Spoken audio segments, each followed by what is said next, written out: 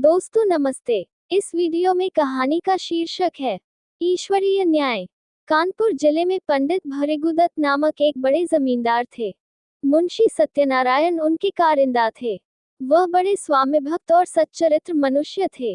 लाखों रुपए की तहसील और हजारों मन अनाज का लेन देन उनके हाथ में था, पर कभी उनकी नियत डवाडोल न होती। उनके सुप्रबंध से रियासत दिनों दिन उन्नति करती जाती थी। ऐसे कर्तव्यपरायण सेवक का जितना सम्मान होना चाहिए, उससे अधिक ही होता था।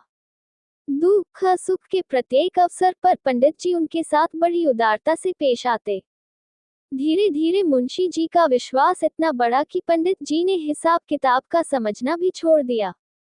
संभव है उनसे आजीवन इसी तरह निभ जाती, पर भावी प्रबल है। प्रयाग में कुंभ लगा तो पंडित जी भी स्नान करने गए। वहां से लौटकर फिर वे घर न आए। मालूम नहीं किसी गड्ढे में फिसल पड़े या कोई जल जंतु उन्हें खींच ले गया। उनका फिर कुछ पता ही न चला। अब मुंशी सत्यनारायण के अधिकार और भी बढ़े। एक हतभागिनी विधवा और दो छोटे छोटे बच्चों के सिवा पंडित जी के घर में और कोई न था।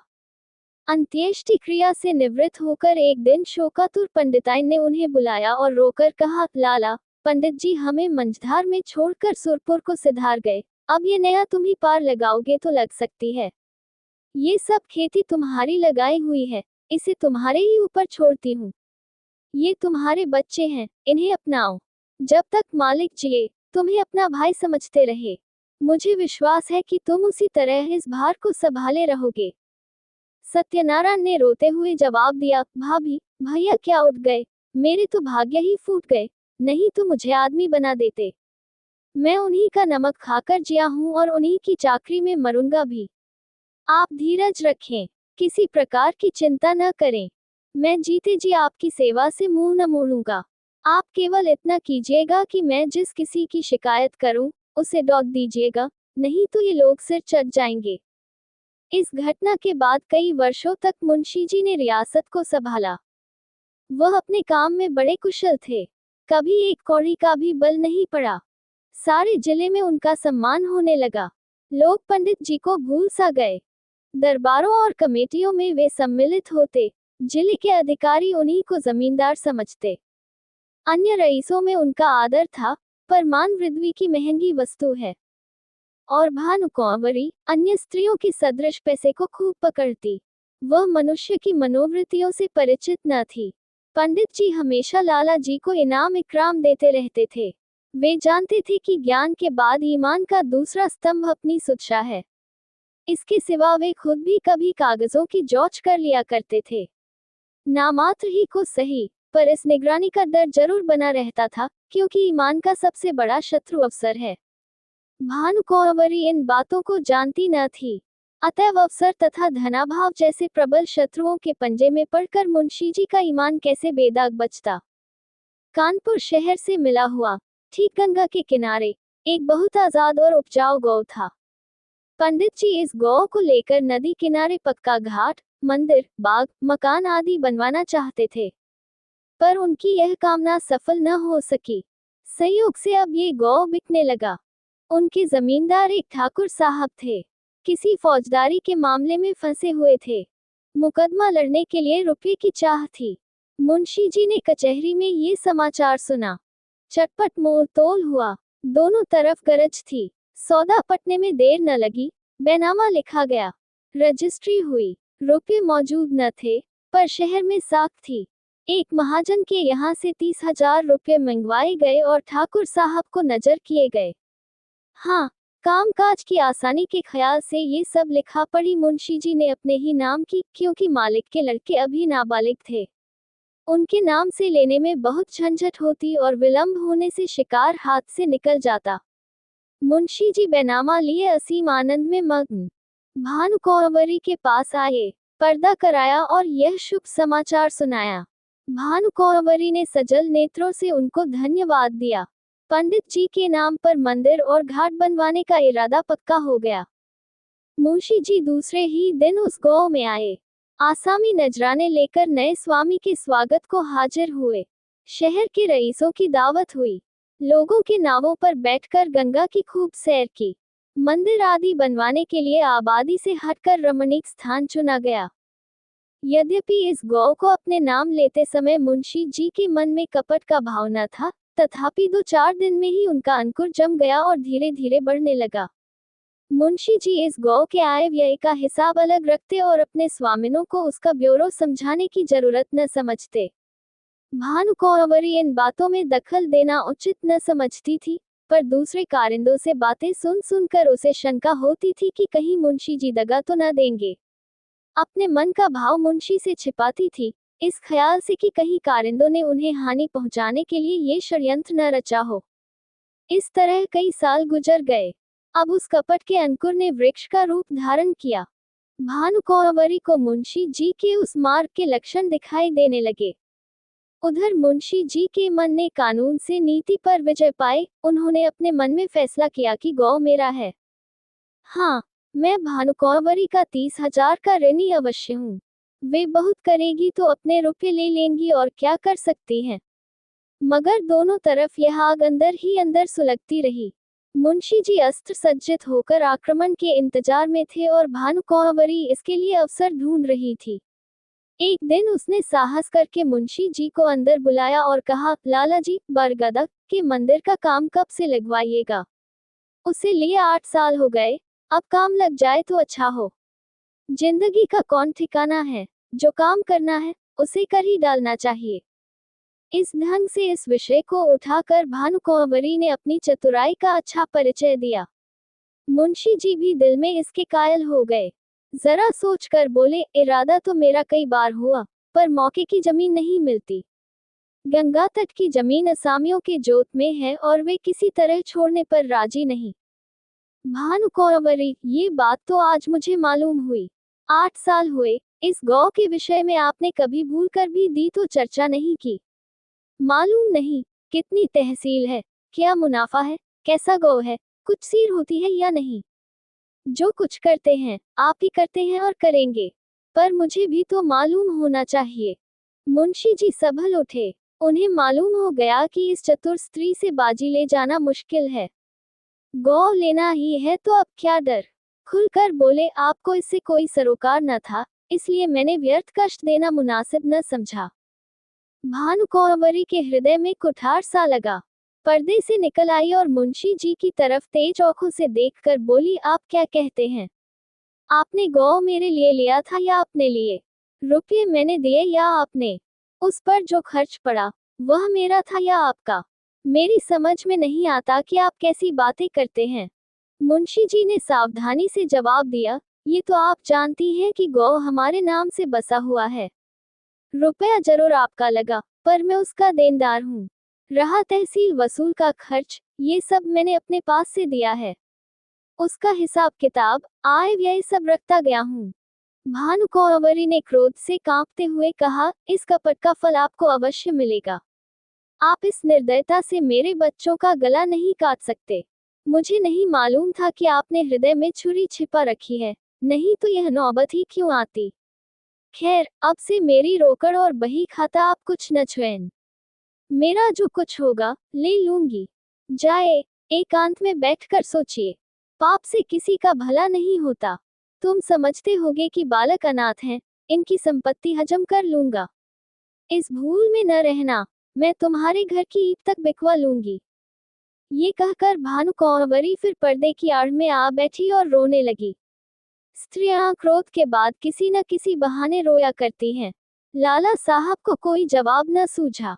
यहाँ से उठाए और दफ्तर जाकर कागज उलट पलट करने लगे, पर भानुकुँवरी भी उनके पीछे पीछे दफ्तर में पहुंची और डॉट कर बोली, मेरा कोई कागज मत छूना, नहीं तो बुरा होगा। तुम विषैले सांप हो, मैं तुम्हारा मुंह नहीं देखना चाहती। मुंशी जी कागजों में कुछ काट छांट करना चाहते थे, पर विवश हो गए। खजाने की कुंजी निकाल कर फेंक दी, बही खाते पटक दिए, किवाड़ धड़ाके से बंद किए और हवा की तरह सन से निकल गए। कपट में हाथ तो डाला, पर कपट मंत्र न जाना। दूसरे कारिंदों ने ये कैफियत सुनी तो फूले न समाये। मुंशी जी के सामने उनकी दाल न गलने पाती। भानुकुँवरी के पास आकर वे आग पर तेल छिड़कने लगे। सब लोग इस विषय में सहमत थे कि मुंशी सत्यनारायण ने विश्वासघात किया है। मालिक का नमक उनकी हड्डियों से फूट फूट कर निकलेगा। दोनों ओर से मुकदमेबाजी की तैयारियां होने लगी। एक तरफ न्याय का शरीर था, दूसरी ओर न्याय की आत्मा। प्रकृति का पुरुष से लड़ने का साहस हुआ। भानकुंवरी ने लाला छक्कन लाल से पूछा, हमारा वकील कौन है? छक्कन लाल ने इधर उधर झोंक कर कहा, वकील तो सेठ जी हैं, पर सत्यनारायण ने उन्हें पहले गौट रखा होगा। इस मुकदमे के लिए बड़े होशियार वकील की जरूरत है। मेहरा बाबू की आजकल खूब चल रही है। हाकिम की कलम पकड़ लेते हैं, बोलते हैं तो जैसे मोटर कार छूट जाती है सरकार। और क्या कहें, कई आदमियों को फांसी से उतार लिया है, उनके सामने कोई वकील जबान तो खोल नहीं सकता। सरकार कहे तो वही कर लिए जाया। छक्कन लाल की अत्युक्ति से संदेह पैदा कर लिया। भानुकुंवरी ने कहा, नहीं, पहले सेठ जी से पूछ लिया जाए, उसके बाद देखा जाएगा। आप जाए, उन्हें बुला लाइए। छक्कन लाल अपनी तकदीर को ठोंकते हुए सेठ जी के पास गए। सेठ जी पंडित भृगुदत्त के जीवन काल से ही उनका कानून संबंधी सब काम किया करते थे। मुकदमे का हाल सुना तो सन्नाटे में आ गए। सत्यनारायण को ये बड़ा नेकनीयत आदमी समझते थे। उनके पतन से बड़ा खेद हुआ। उसी वक्त आए। भानुकुंवरी ने रो रो कर उनसे अपनी विपत्ति की कथा कही और अपने दोनों लड़कों को उनके सामने खड़ा करके बोली, आप इन अनाथों की रक्षा कीजिए, इन्हें मैं आपको सौंपती हूँ। सेठ जी ने समझौते की बात छेड़ी। बोले, आपस की लड़ाई अच्छी नहीं। भानुकुंवरी, अन्याय के साथ लड़ना ही अच्छा है। सेठ जी, पर हमारा पक्ष निर्बल है। भानुकुंवरी फिर पर्दे से निकल आई और विस्मित होकर बोली, क्या हमारा पक्ष निर्बल है? दुनिया जानती है कि गौ हमारा है, उसे हमसे कौन ले सकता है? नहीं, मैं सुलह कभी न करूंगी। आप कागजों को देखें, मेरे बच्चों की खातिर यह कष्ट उठाएं। आपका परिश्रम निष्फल न जाएगा। सत्यनारायण की नीयत पहले खराब न थी। देखिए, जिस मिति में गौ लिया गया है, उस मिति में 30,000 का क्या खर्च दिखाया गया है। अगर उसने अपने नाम उधार लिखा हो, तो देखिए वार्षिक सूद चुकाया गया या नहीं। ऐसे नरपिशाच से मैं कभी सुलह न करूंगी। सेठ जी ने समझ लिया कि इस समय समझाने बुझाने से कुछ काम न चलेगा। कागजात देखें, अभियोग चलाने की तैयारियां होने लगी। मुंशी सत्यनारायण लाल खिसियाए हुए मकान पर पहुंचे। लड़के ने मिठाई मांगी, उसे पीटा। स्त्री पर इसलिए बरस पड़े कि उसने क्यों लड़के को उनके पास जाने दिया। अपनी वृद्धा माता को डॉट कर कहा, तुमसे इतना भी नहीं हो सकता कि जरा लड़के को बहलाओ। एक तो मैं दिन भर का थका मौदा घर आऊं और फिर लड़के को खिलाऊं। मुझे दुनिया में न और कोई काम है, न धंधा। इस तरह घर में बावला मचाकर बाहर आए। सोचने लगे, मुझसे बड़ी भूल हुई। मैं कैसा मूर्ख हूँ। और इतने दिन तक सारे कागज पत्र अपने हाथ में थे। चाहता, कर सकता था, पर हाथ धरे बैठे रहा। आज सिर पर आ पड़ी, तो सूझी। मैं चाहता तो बही खाते सब नए बना सकता था, जिसमें इस गौ का और रुपये का जिक्र ही न होता, पर मेरी मूर्खता के कारण घर में आई हुई लक्ष्मी रुठी जाती हैं। मुझे क्या मालूम था कि वह चुड़ैल मुझसे इस तरह पेश आएगी, कागजों में हाथ तक न लगाने देगी। इसी उधेड़बुन में मुंशी जी एकाएक उछल पड़े। एक उपाय सूझ गया, क्यों न कार्यकर्ताओं को मिला लून।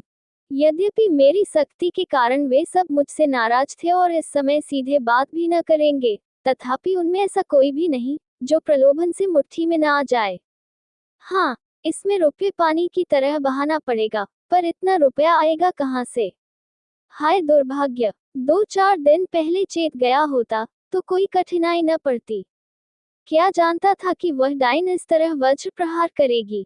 बस अब एक ही उपाय है, किसी तरह कागजात गुम कर दूं। बड़ी जोखिम का काम है, पर करना ही पड़ेगा। दुष्कामनाओं के सामने एक बार सिर झुकाने पर फिर संभलना कठिन हो जाता है।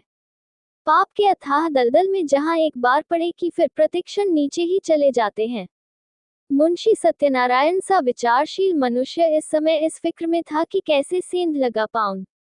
मुंशी जी ने सोचा, क्या सेंध लगाना आसान है? इसके वास्ते कितनी चतुरता, कितना साहस, कितनी बुद्धि, कितनी वीरता चाहिए।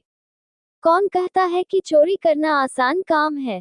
मैं जो कहीं पकड़ा गया, तो मरने के सिवा और कोई मार्ग न रहेगा। बहुत सोचने विचारने पर भी मुंशी जी को अपने ऊपर ऐसा दुस्साहस कर सकने का विश्वास न हो सका। हाँ, इसमें सुगम एक दूसरी तदबीर नजर आई, क्यों न दफ्तर में आग लगा दूं। एक बोतल मिट्टी का तेल और दियासलाई की जरूरत है, किसी बदमाश को मिला लूं, मगर यह क्या मालूम कि वही उसी कमरे में रखी है या नहीं। चुड़ैल ने उसे जरूर अपने पास रख लिया होगा। नहीं, आग लगाना गुनाह बेजत होगा। बहुत देर मुंशी जी करवटें बदलते रहे, नए नए मंसूबे सोचते, पर फिर अपने ही तर्कों से काट देते। वर्षा काल में बादलों की नई नई सूरतें बनती और फिर हवा के वेग से बिगड़ जाती हैं। वही दशा इस समय उनके मंसूबों की हो रही थी। पर इस मानसिक अशांति में भी एक विचार पूर्ण रूप से स्थिर था, किसी तरह इन कागजात को अपने हाथ में लाना चाहिए। काम कठिन है, माना, पर हिम्मत न थी तो रार क्यों मोल ली। क्या 30,000 की जायदाद दाल भात का कौर है। चाहे जिस तरह हो, चोर बने बिना काम नहीं चल सकता। आखिर जो लोग चोरियां करते हैं वे भी तो मनुष्य ही होते हैं। बस एक छलौन का काम है। अगर पार हो गए तो राज करेंगे, गिर पड़े तो जान से हाथ धोएंगे। रात के 10 बज गए। मुंशी सत्यनारायण कुंजियों का एक गुच्छा कमर में दबाए घर से बाहर निकले। द्वार पर थोड़ा सा पुआल रखा हुआ था, उसे देखते ही वे चौंक पड़े। मारे डर के छाती धड़कने लगी। जान पड़ा कि कोई छिपा बैठा है। कदम रुक गए। पुआल की तरफ ध्यान से देखा, उसमें बिल्कुल हरकत न हुई। तब हिम्मत बांधी, आगे बढ़े और मन को समझाने लगे, मैं कैसा बौखल हूँ। अपने द्वार पर किसका डर और सड़क पर भी मुझे किसका डर है। मैं अपनी राह जाता हूँ, कोई मेरी तरफ तिरछी औख से नहीं देख सकता। हाँ, जब मुझे सेंध लगाते देख ले, नहीं पकड़ ले, तब अलबत्ते डरने की बात है। तिस पर भी बचाव की युक्ति निकल सकती है। अकस्मात उन्होंने भानु कुंवरी के एक चपरासी को आते हुए देखा। कलेजा धड़क उठा। लपक कर एक अंधेरी गली में घुस गए। बड़ी देर तक वहां खड़े रहे। जब वह सिपाही आंखों से ओझल हो गया, तब फिर सड़क पर आए। वह सिपाही आज सुबह तक इनका गुलाम था। उसे उन्होंने कितनी ही बार गालियां दी थी, लातें मारी थी, पर आज उसे देखकर उनके प्राण सूख गए। उन्होंने फिर तर्क की शरण ली।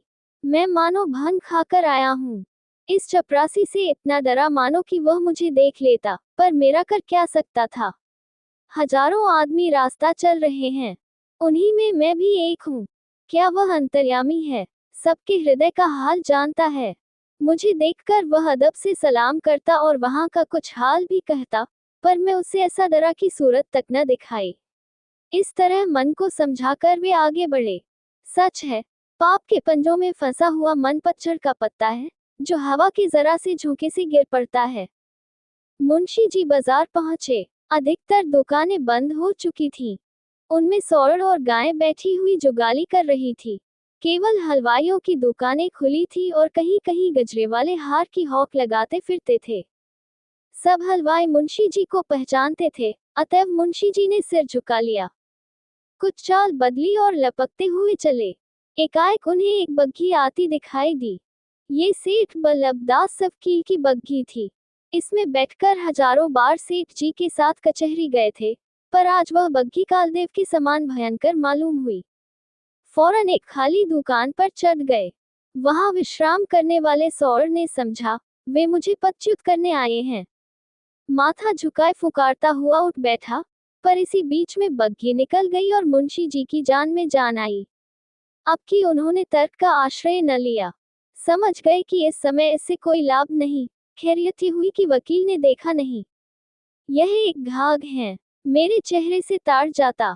कुछ विद्वानों का कथन है कि मनुष्य की स्वाभाविक प्रवृत्ति पाप की ओर होती है, पर यह कोरा अनुमान ही अनुमान है, अनुभव सिद्ध बात नहीं।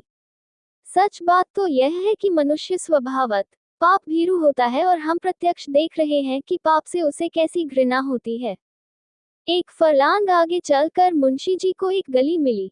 वह भानु कुंवरी के घर का एक रास्ता था। धुंधली सी लालटेन जल रही थी। जैसा मुंशी जी ने अनुमान किया था, पहरेदार का पता न था। अस्तबल में चमारों के यहाँ नाच हो रहा था। कई चमारें बनाव सिंगार करके नाच रही थी। चमार मृदंग बजा बजा कर गाते थे, नाही घरे श्याम घेरी आए बदरा। सोवत रहे हूँ, सपने देखे हूँ, रामा। खुली गई नींद, ढरक गए कजरा, नाही घरे श्याम, घेरी आए बदरा। दोनों पहरेदार वही तमाशा देख रहे थे। मुंशी जी दबे पांव लालटेन के पास गए और जिस तरह बिल्ली चूहे पर झपटती है, उसी तरह उन्होंने झपट कर लालटेन को बुझा दिया। एक पड़ाव पूरा हो गया, पर वे उस कार्य को जितना दुष्कर समझते थे, उतना न जान पड़ा। हृदय कुछ मजबूत हुआ। दफ्तर के बरामदे में पहुंचे और खूब कान लगाकर आहट ली। चारों ओर सन्नाटा छाया हुआ था, केवल चमारों का कोलाहल सुनाई देता था।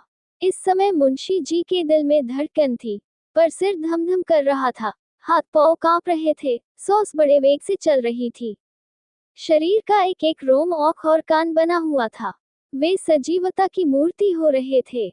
उनमें जितना पौरुष, जितनी चपलता, जितना साहस, जितनी चेतना, जितनी बुद्धि, जितना औसान था, वे सब इस वक्त सजग और सचेत होकर इच्छा शक्ति की सहायता कर रहे थे।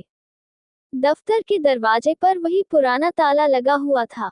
इसकी कुंजी आज बहुत तलाश करके वे बाजार से लाए थे। ताला खुल गया, किवाड़ों ने बहुत दबी जबान से प्रतिरोध किया। इस पर किसी ने ध्यान न दिया। मुंशी जी दफ्तर में दाखिल हुए। भीतर चिराग जल रहा था। मुंशी जी को देखकर उसने एक दफे सिर हिलाया, मानो उन्हें भीतर आने से रोका। मुंशी जी के पैर थर थर कांप रहे थे। एड़ियां जमीन से उछली पड़ती थीं। पाप का बोझ उन्हें असह्य था। पल भर में मुंशी जी ने बहियों को उल्टा पलटा। लिखावट उनकी आंखों में तैर रही थी। इतना अवकाश कहाँ था कि जरूरी कागजात छांट लेते। उन्होंने सारी बहियों को समेटकर एक गट्ठर बनाया और सिर पर रखकर तीर के समान कमरे के बाहर निकल आए। उस पाप की गठरी को लादे हुए वह अंधेरी गली से गायब हो गए। तंग, अंधेरी, दुर्गंधपूर्ण कीचड़ से भरी हुई गलियों में वे नंगे पांव, स्वार्थ, लोभ और कपट का बोझ लिए चले जाते थे। मानो पापमय आत्मा नरक की नालियों में बही चली जाती थी। बहुत दूर तक भटकने के बाद वे गंगा किनारे पहुंचे। जिस तरह कलुषित हृदयों में कहीं कहीं धर्म का धुंधला प्रकाश रहता है, उसी तरह नदी की काली सतह पर तारे झिलमिला रहे थे। तट पर कई साधु धूनी जमाए पड़े थे। ज्ञान की ज्वाला मन की जगह बाहर दहक रही थी।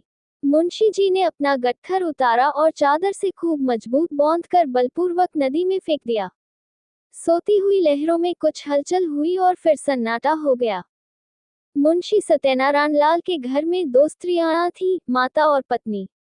वे दोनों अशिक्षिता थीं। इस पर भी मुंशी जी को गंगा में डूब मरने या कहीं भाग जाने की जरूरत न होती थी। न वे बॉडी पहनती थी, न मोजे जूते, न हारमोनियम पर गा सकती थी। यहाँ तक कि उन्हें साबुन लगाना भी न आता था। हेयरपिन, ब्रूचेज, जैकेट आदि परमावश्यक चीजों का तो नाम ही नहीं सुना था। बहू में आत्मसम्मान जरा भी नहीं था, न सास में आत्मगौरव का जोश। बहू अब तक सास की घुड़कियां भीगी बिल्ली की तरह सह लेती थी। हाँ मूर्खे। सास को बच्चे के नहलाने धुलाने, यहाँ तक कि घर में झाड़ू देने से भी घृणा न थी। हाँ ज्ञानांधे। बहू स्त्री क्या थी, मिट्टी का लोंदा थी। एक पैसे की जरूरत होती तो सास से मांगती। सारांश ये कि दोनों स्त्रियां अपने अधिकारों से बेखबर, अंधकार में पड़ी हुई पशुवत जीवन व्यतीत करती थीं। ऐसी फुहर थी कि रोटियां भी अपने हाथों से बना लेती थी। कंजूसी के मारे दालमोट, समोसे कभी बाजार से न मंगाती। आगरे वाले की दुकान की चीजें खाई होती तो उनका मजा जानती। बुढ़िया खूसत दवा दर्पण भी जानती थी। बैठी बैठी घास पात कूटा करती। मुंशी जी ने माँ के पास जाकर कहा, अम्मा, अब क्या होगा? भानु कौंवरी ने मुझे जवाब दे दिया। माता ने घबरा कर पूछा, जवाब दे दिया? मुंशी, हाँ, बिल्कुल बेकसूर। माता, क्या बात हुई? भानु कौंवरी का मिजाज तो ऐसा न था।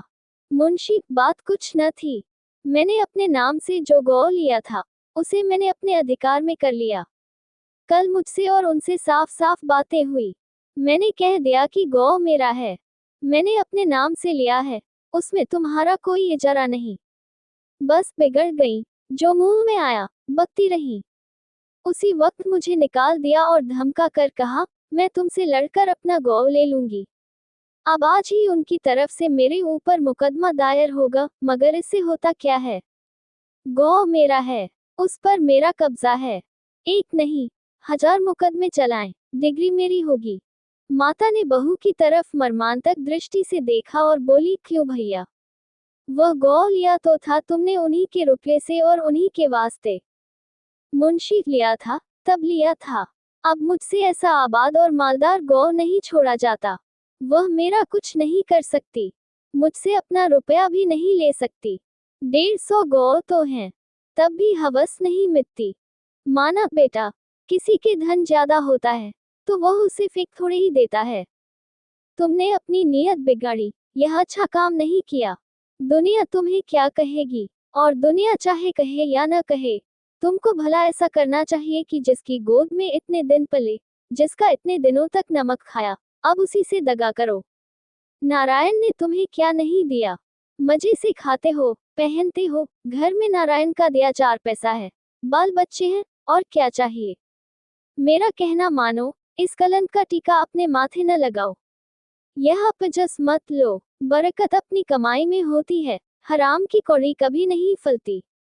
मुंशी ऐसी बातें बहुत सुन चुका हूँ। दुनिया उन पर चलने लगे तो सारे काम बंद हो जाएं।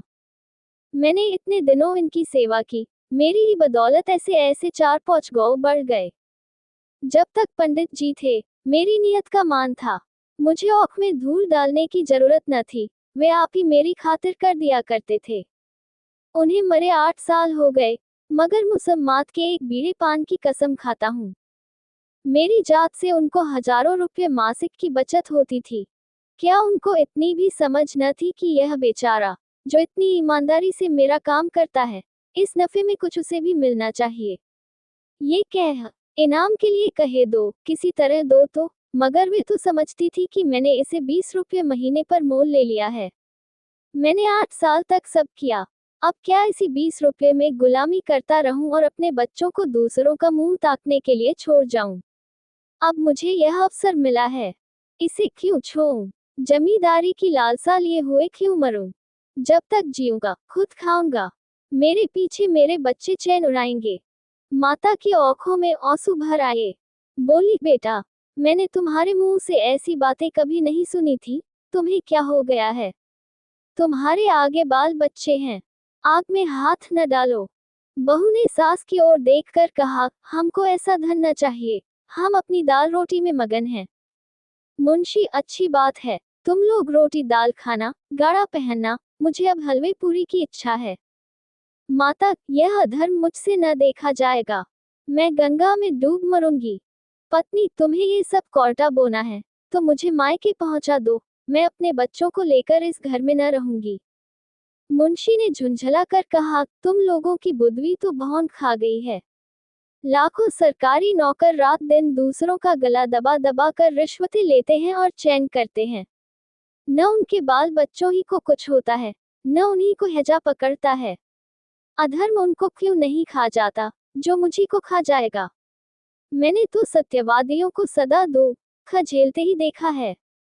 मैंने जो कुछ किया है, सुख लूटूंगा। तुम्हारे मन में जो आए, करो।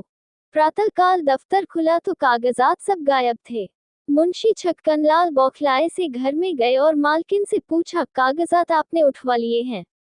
भानु कौंवरी ने कहा, मुझे क्या खबर, जहां आपने रखे होंगे वहीं होंगे। फिर सारे घर में खलबली पड़ गई, पहरेदारों पर मार पड़ने लगी। भानु कौंवरी को तुरंत मुंशी सत्यनारायण पर संदेह हुआ, मगर उनकी समझ में छक्कनलाल की सहायता के बिना ये काम होना असंभव था। पुलिस में रपट हुई, एक ओझा नाम निकालने के लिए बुलाया गया। मौलवी साहब ने कुरफे का। ओझा ने बताया, ये किसी पुराने बैरी का काम है। मौलवी साहब ने फरमाया, किसी घर के भेदिये ने ये हरकत की है। शाम तक ये दौड़ धूप रही, फिर यह सलाह होने लगी कि इन कागजातों के बगैर मुकदमा कैसे चले।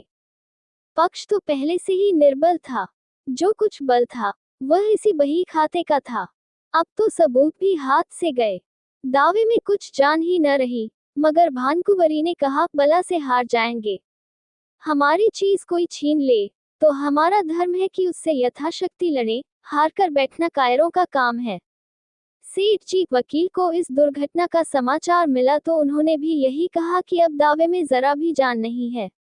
केवल अनुमान और तर्क का भरोसा है। अदालत ने माना तो माना, नहीं तो हार माननी पड़ेगी। पर भानु कंवरी ने एक न मानी। लखनऊ और इलाहाबाद से 2 होशियार बैरिस्टर बुलाए। मुकदमा शुरू हो गया। सारे शहर में इस मुकदमे की धूम थी। कितने ही रईसों को भानु कंवरी ने साथी बनाया था। मुकदमा शुरू होने के समय हजारों आदमियों की भीड़ हो जाती थी। लोगों के इस खिंचाव का मुख्य कारण ये था कि भानु कंवरी एक पर्दे की आड़ में बैठी हुई अदालत की कार्रवाई देखा करती थी, क्योंकि उसे अब अपने नौकरों पर जरा भी विश्वास न था। वादी बैरिस्टर ने एक बड़ी मार्मिक वक्तृता दी। उसने सत्यनारायण की पूर्वावस्था का खूब अच्छा चित्र खींचा।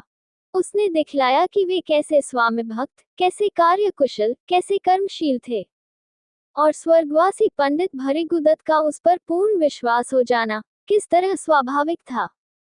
इसके बाद उसने सिद्ध किया कि मुंशी सत्यनारायण की आर्थिक व्यवस्था कभी ऐसी न थी कि वे इतना धन संचय करते।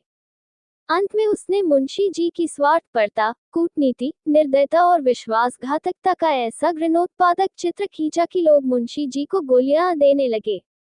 इसके साथ ही उसने पंडित जी के अनाथ बालकों की दशा का बड़ा करुणोत्पादक वर्णन किया। कैसे शोक और लज्जा की बात है कि ऐसा चरित्रवान, ऐसा नीति कुशल मनुष्य इतना गिर जाए कि अपने स्वामी के अनाथ बालकों की गर्दन पर छुरी चलाने पर संकोच न करे। मानव पतन का ऐसा करुण, ऐसा हृदय विदारक उदाहरण मिलना कठिन है। इस कुटिल कार्य के परिणाम की दृष्टि से इस मनुष्य के पूर्व परिचित सद्गुणों का गौरव लुप्त हो जाता है, क्योंकि वे असली मोती नहीं, नकली कौच के दाने थे, जो केवल विश्वास जमाने के निमित्त दर्शाए गए थे।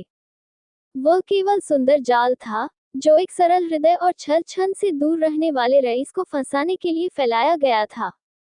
इस नर पशु का अंतःकरण कितना अंधकार में, कितना कपटपूर्ण, कितना कठोर है, और इसकी दुष्टता कितनी घोर, कितनी अपावन है। अपने शत्रु के साथ दया करना एक बार तो क्षम्य है, मगर इस मलिन हृदय मनुष्य ने उन बेकसूर के साथ दगा दिया है, जिन पर मानव स्वभाव के अनुसार दया करना उचित है।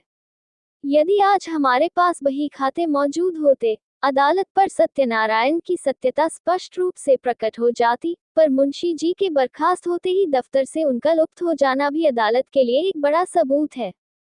शहर में कई रईसों ने गवाही दी, पर सुनी सुनाई बातें जरा में उखड़ गईं। दूसरे दिन फिर मुकदमा पेश हुआ।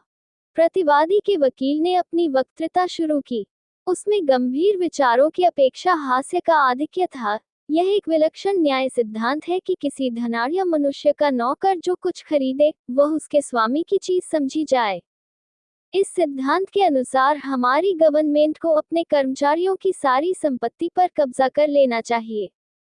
ये स्वीकार करने में हमको कोई आपत्ति नहीं कि हम इतने रुपयों का प्रबंध न कर सकते थे और यह धन हमने स्वामी ही से ऋण लिया, पर हमसे ऋण चुकाने का कोई तकाजा न करके वह जायदाद ही मौगी जाती है। यदि हिसाब के कागजात दिखलाए जाएं, तो वे साफ बता देंगे कि मैं सारा ऋण दे चुका।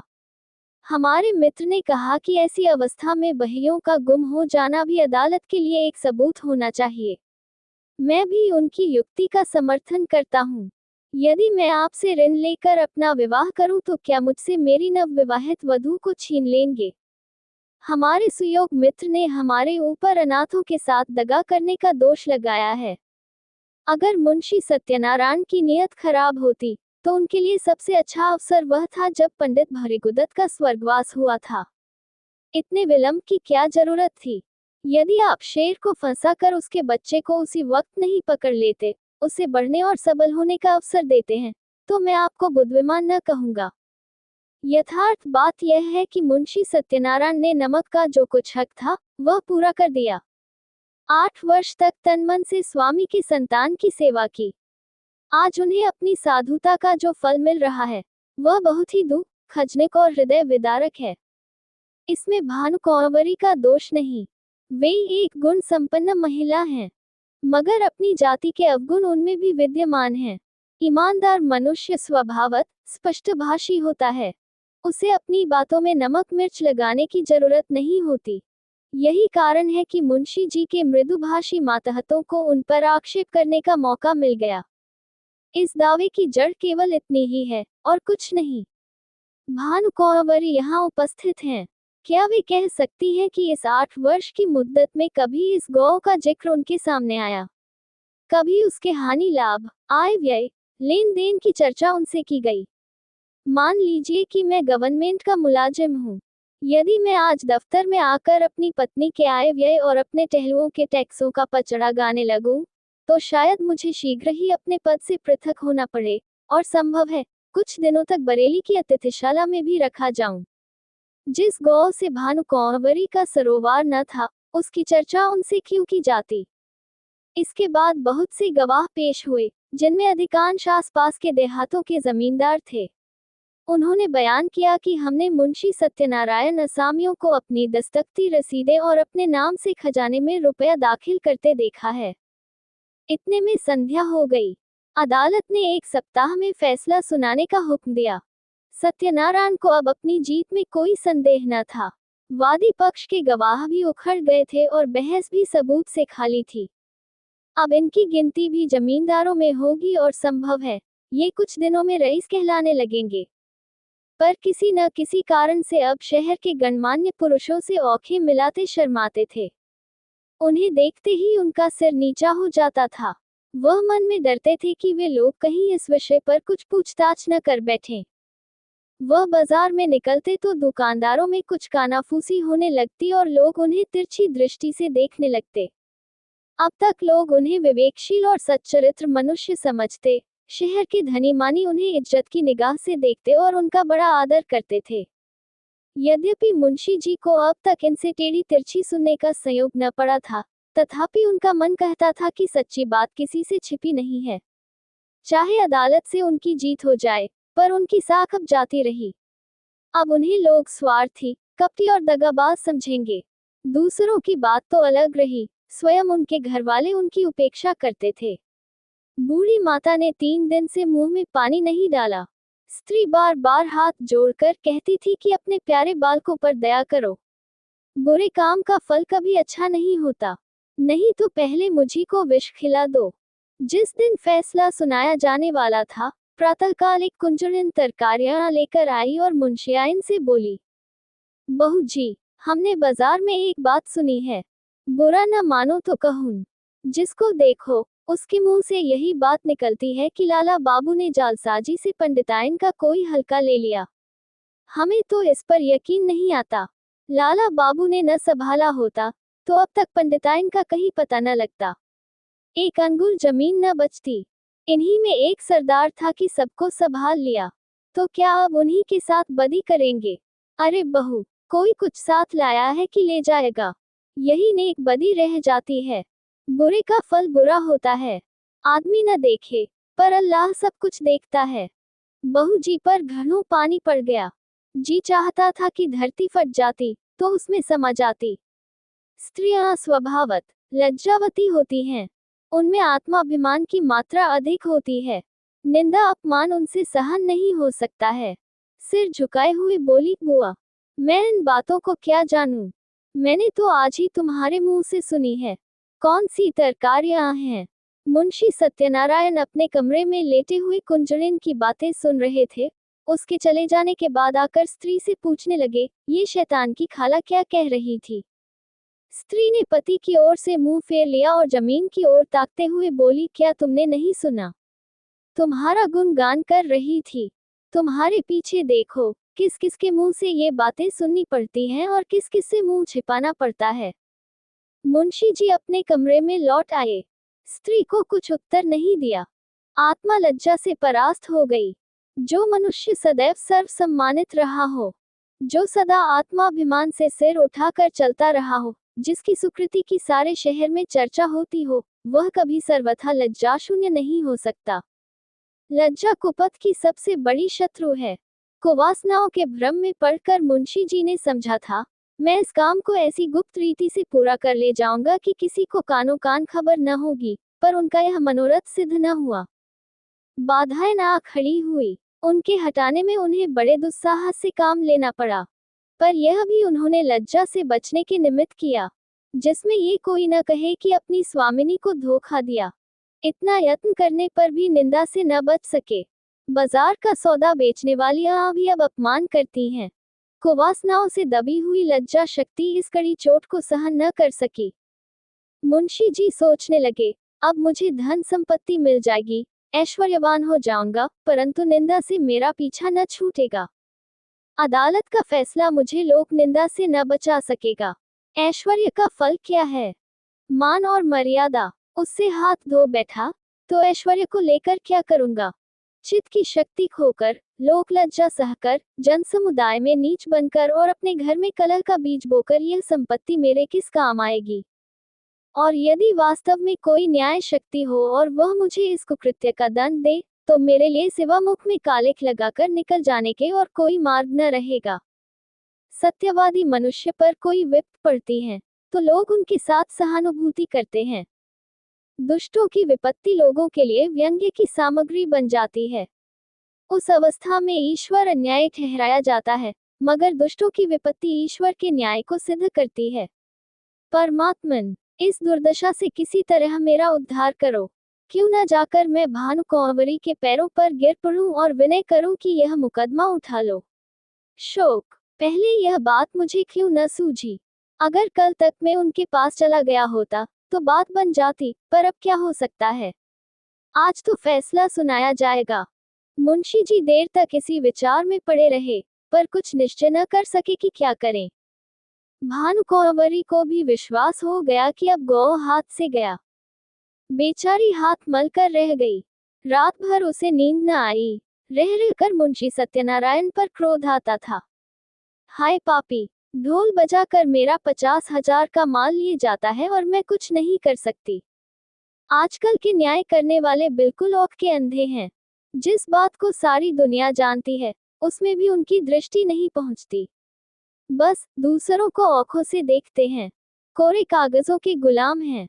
न्याय वह है जो दूध का दूध, पानी का पानी कर दे, यह नहीं कि खुद ही कागजों के धोखे में आ जाए, खुद ही पाखंडियों के जाल में फंस जाए।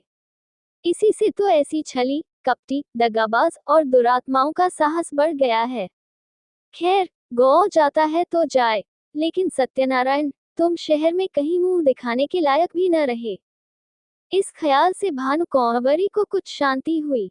शत्रु की हानि मनुष्य को अपने लाभ से भी अधिक प्रिय होती है। मानव स्वभाव ही कुछ ऐसा है।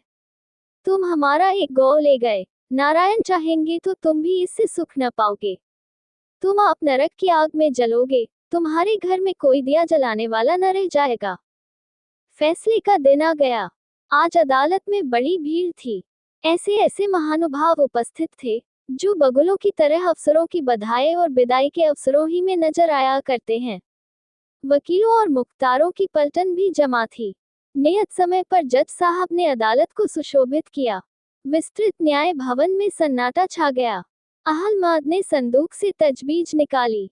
लोग उत्सुक होकर एक एक कदम और आगे खिसक गए। जज ने फैसला सुनाया, मुद्दई का दावा खारिज। दोनों पक्ष अपना अपना खर्च सह लें। यद्यपि फैसला लोगों के अनुमान के अनुसार ही था, तथापि जज के मुंह से उसे सुनकर लोगों में हलचल सी मच गई। उदासीन भाव से फैसले पर आलोचनाएं करते हुए लोग धीरे धीरे कमरे से निकलने लगे। एकाएक भानु कुंवरी घूंघट निकाले अदालत में आकर खड़ी हो गई। जाने वाले लौट पड़े, जो बाहर निकल गए थे दौड़कर आ गए और कौतूहल पूर्वक भानु कुंवरी की तरफ ताकने लगे। भानु कुंवरी ने कपित स्वर में जज से कहा, सरकार, यदि हुक्म दे तो मैं मुंशी जी से कुछ पूछूं। यद्यपि यह बात नियम के विरुद्ध थी, तथापि जज ने दयापूर्वक आज्ञा दे दी। तब भानु कुंवरी ने सत्यनारायण की तरफ देखकर कहा, लाला जी, सरकार ने तुम्हारी डिग्री तो कर ही दी। गौ तुम्हें मुबारक रहे, मगर ईमान आदमी का सब कुछ है। ईमान से कह दो, गौ किसका है? हजारों आदमी यह प्रश्न सुनकर कौतूहल से सत्यनारायण की तरफ देखने लगे। मुंशी जी विचार सागर में डूब गए। हृदय में संकल्प और विकल्प में घोर संग्राम होने लगा। हजारों मनुष्यों की औंखें उनकी तरफ जमी हुई थी। यथार्थ बात अब किसी से छिपी न थी।